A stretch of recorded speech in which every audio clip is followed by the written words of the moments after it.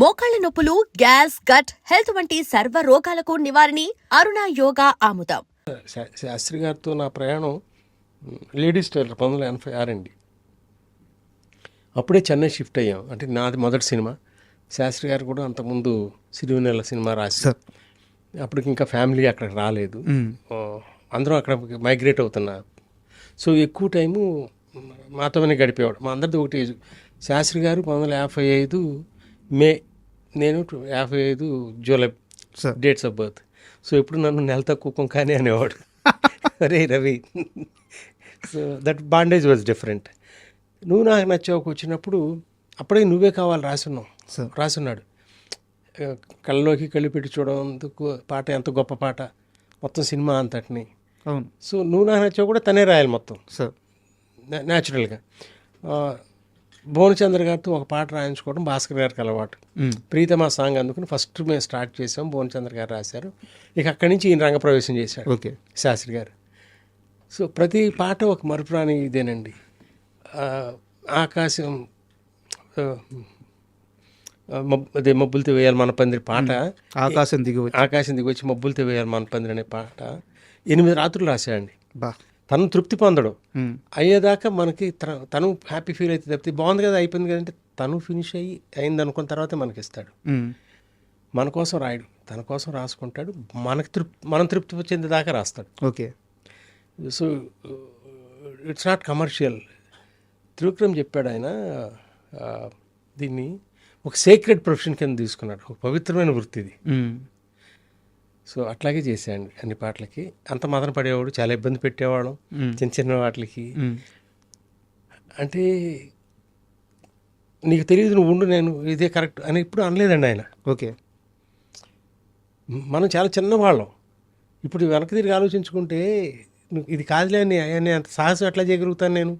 ఆ పరిచయం ద్వారానా, లేకపోతే మిగతా వాళ్ళు ఎవరు చేయలేరేమో. కరెక్ట్. సో ఆ ఇంటిమసీ. సో తను రాసి ఆ ఫ్లోలో భాగం తను అట్లా. అందుకని తనతో ఉండటం ఇష్టం. నాకు ఉండాల్సిన అవసరం లేదు. అవును, శాస్త్రి గారు నేను ఉండాలని కోరుకోలే ఏ రోజున అక్కడ. బట్ నాకు అక్కడ ఉండటం ఇష్టం, తనకి ఇష్టమే. ఏదన్నా ఒక గొప్ప పదం వచ్చినప్పుడు అది ఏం చేసావంటే అండి, ఆ పేపర్ల మీద వెనకాల ఇదే ధ్యాస తనకి. అందులోనే లీనమైపోయి ఉండి తత్కారానికి చిన్న చిన్న మాటలు రాసుకునేవాడు. అందులో మంచి మాట పోద్దేమో తను వదులుకుంటాడని టీటీ అని పేపర్ లాక్కునేవాడిని. ఇది బాగుందిగా రావుడు, ఇదేంటి, దీనికి ఏంటి ఇది అని అక్కడ పెట్టి ఎప్పుడు మళ్ళీ పట్టుకొచ్చేవాడు దాన్ని. So the travel was really really extraordinary అండి. గొడవలు కూడా పడ్డారంట శాస్త్రి గారితో మీరు? గొడవలు ఉంటాయి. గొడవలు అంటే ఆ సందర్భంలో అది ఇంకా భార్యాభర్తల గొడవలాగా? అబ్బే అట్లా గొడవలు పడేంత పాట కోసమే, అల్లరి పాట కోసమే. మనకి అర్హత ఎక్కడుంది? ఆయనది ఇది కాదు, ఇది ఉండాలి అని చెప్పి స్థాయి ఎక్కడుంది? లేదు కదా. వినంగానే బాగుందా లేదా చెవులకి అంతవరకు చెప్పగలం కానీ అందులో తప్పులు బేరీ చేసే శక్తి మందేంటి? మంది కాదు. కరెక్ట్. సో తర్వాత ఒకరోజు ఫోన్ చేశాడు. కొన్ని పాటలకి తను రాయటానికి ఎందుకు వేరే రాయాల్సి వచ్చింది. తను రోజు ఫోన్ చేసి, ఎరా నేను పాటలకు పనికిరానా అన్నాడు. అయ్యా, అంటే రాముడు, మన ఇద్దరం కావాలనుకుంది వేరే వాళ్ళు దిద్దటం నాకు ఇష్టం ఉండదు. నువ్వు రాసింది నేను అనుకున్నది వేరే వాళ్ళు ఇది కాదు అని అనటం నేను సహించలేను. వాళ్ళ పరిస్థితులు అట్లా ఉంటున్నాయి వద్దు మనకి అని. ఇంకా ఆఖరి సినిమా రెడ్ సినిమాకి నేను తీసిన లాస్ట్ సినిమా, దాంట్లో 2 పాటలు ఆయనే రాశారు, 3 పాటలు. సో ఎవరు ఇంటర్ఫియర్ కాకుండా ఇది నా పాట అని అనుకున్నప్పుడు ఆయనతో, basically I'm not criticizing anybody అండి, I don't have anybody in mind. But still Shastri garu రాసిన దాన్ని దిద్దటం అనేది నాకు ఇష్టం ఉండేది కాదు, వేలు పెట్టడం నాకు ఇష్టం లేదు. ఆయనకంటే ఎంతో పెద్దవాళ్ళు ఇది తప్పు అని అన్నాళ్ళు తప్పితే ఆయనకంటే పెద్దవాళ్ళు నాకు ఎవరు లేరు అక్కడ. ఎవరున్నారు ఆయన సమకాలికులు? ఆయనే కదా మనకి. So at the same time ఆయనే ఎవ్రీథింగ్. ఆయన రాసి ఇచ్చాడంటే అది వేదం కింద తీసుకోవాలి మనం. దాన్ని ఇది బాగాలేదు అనే మాట అసలు ఎట్టా అనగలవు నువ్వు? ఎందుకన్నా సార్ ఆయన మాట? అంటే నేను కూడా కొంచెం ఆ డిస్టెన్స్లో ఈ కమర్షియల్ మోసలోకి వెళ్ళిపోతున్నాం మనం పాటలు.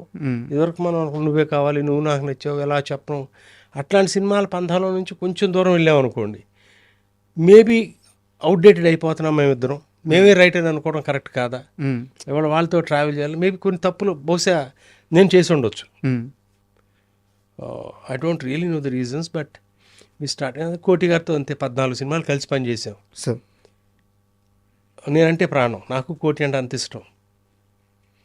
సో మా ట్రావెల్లో కూడా చాలా చక్కటి మ్యూజిక్, శాస్త్రి గారి పాటలు, that we enjoyed that phase అండి.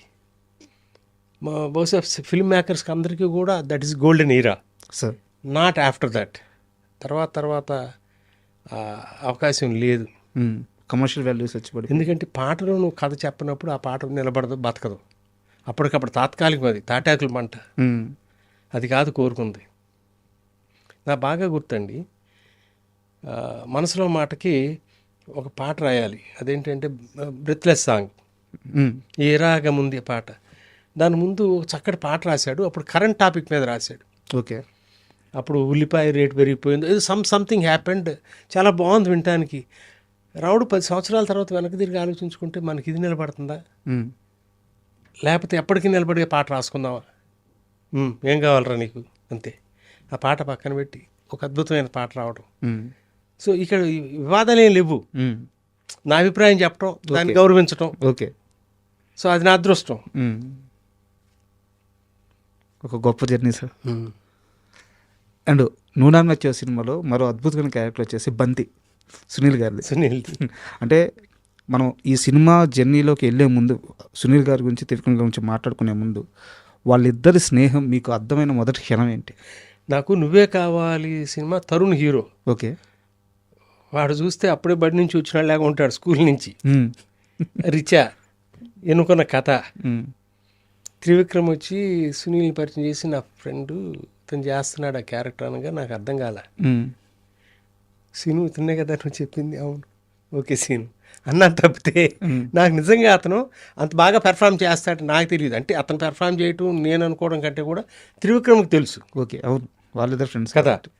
సో సునీల్తో ఏది వర్కౌట్ అవుద్దని తనకి తెలుసు. అందులో కానీ తర్వాత నూనెలో బంతి క్యారెక్టర్ కానీ, ఇప్పుడు కూడా బంతి క్యారెక్టర్ గురించి మీరు అంత ప్రశ్న వేసే అంతగా గుర్తుండిపోయాడంటే త్రివిక్రమ్ రాసిన మాటలకి తన ఎక్స్ప్రెషన్స్. అవును, నిన్న ఎవరో కూడా అడుగుతా, అవుతారు బాబు మీరు ఎప్పటికైనా కలెక్టర్ అవుతారని అనే సీను. మ్యాజిక్ అందరూ భాగస్తులేనండి అందులో. ఎంఎస్ నారాయణ గారి దగ్గర నుంచి ఎవ్రీబడి కాంట్రిబ్యూటెడ్. అంటే నా క్వశ్చన్ సార్, సారీ మళ్ళీ రిపీట్ ప్లీజ్. వాళ్ళిద్దరి మధ్య స్నేహం మీకు అర్థమైన క్షణం ఉంటుంది కదా. అంటే ఉదాహరణకి మీరు పంజాగుట్లో త్రివిక్రమ్ గారి కోసం వెళ్ళినప్పుడు అక్కడ సునీల్ ఉండడం కానీ, వాళ్ళిద్దరు ఒకరి గురించి ఒకరు మాట్లాడుకునేటప్పుడు మాటల మధ్యలో వారి టాపిక్ రావడం కానీ, ఇలాంటి ఒక క్షణం, వాళ్ళ స్నేహం మీకు అర్థమైన క్షణం ఏంటి? అంత క్లియర్గా చెప్పలేను కానీ వాళ్ళిద్దరూ చాలా మంచి స్నేహితులు కాబట్టి నువ్వే కావాలోకి సునీల్ వచ్చాడు. ఓకే, అట్లా కంటిన్యూ అయ్యాడు అతని జర్నీ. అంటే త్రివిక్రమ్ తీసుకురాకపోతే సునీల్ వచ్చేవాడు కాదా, అతనికి స్థాయి ఉండేది కదా అనేది హైపోథెటికల్ క్వశ్చన్ అండి, దేనికి ఎవరు సమాధానం చెప్పలేరు. అది అలా జరిగింది. అండ్ ఆ అవకాశాన్ని తను పుణికిపుచ్చుకున్నాడు Sunil. So it really help his career really. Sir, నూడాంగ్ నచ్చే లాంటి ఒక గొప్ప సినిమా గురించి లెక్కల్లో మాట్లాడడం తప్పు. అయితే ఈ జనరేషన్కి ఆ సినిమా వాల్యూ అర్థం అవ్వడానికి, అంటే కంటెంట్ పరంగా ఎలాగో అర్థమైపోయింది, ఎందుకంటే టీవీలో చాలామంది చూశారు. అప్పటి లెక్కల ప్రకారం సినిమాకి ఎంత ఖర్చు అయింది, ఎంత వసూలు చేసింది, కాస్త లెక్కల్లో చెప్తారు? అది చెప్పడానికి నాకు మనస్కరించదండి, ఎందుకంటే ఇవాళ లెక్కలేస్తున్నాం మనం, మాది అన్ని కోట్లు చేసింది, ఇన్ని కోట్లు చేసిందని. ఖర్చు పరంగా కావాలంటే చెప్పగలను, దాంట్లో దాపరికం ఉండదు. వెంకటేష్ బాబు రెమ్యునరేషన్ కాకుండా 4.3 crores 4.5 crores అయిందండి ఆ సినిమా. సినిమా చాలా బాగా ఆడింది, అది అందరికీ తెలిసిన విషయమే. ఎన్ని చోట్ల ఎంత బాగా ఆడింది అనేది మేము పట్టించుకునే వాళ్ళం తప్పితే ఎంత కలెక్ట్ చేసింది, ఎంత లాభాలు వచ్చినాయి, some as a film maker I don't know, I don't belong to that category where I counted how much it made. I always count how well it ran, how well it was received by the audience. ఎన్నాళ్ళు గుర్తుపెట్టుకున్నారు. గుండం కథ గురించి మనం ఏమన్నా అనుకుంటాం ఎంత collect చేస్తుందని.